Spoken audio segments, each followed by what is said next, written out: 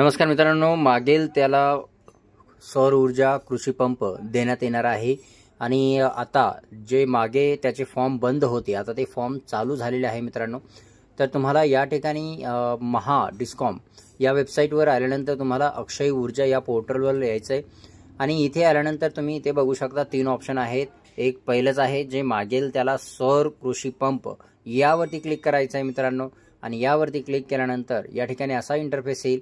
त्यामध्ये तुम्हाला लाभार्थी यावरती क्लिक करायचं आणि त्यानंतर आपल्याला अर्ज नवीन असाल तर अर्ज भरायचा आहे आणि या ठिकाणी अर्ज करा यावरती क्लिक करायचं आहे। यावरती क्लिक केल्यानंतर बघू शकता मित्रांनो, अशा पद्धतीने एक तुमच्या समोर फॉर्म येणार आहे आणि तो फॉर्म तुम्हाला फिल करायचा आहे, पूर्ण भरायचा आहे, माहिती पूर्ण।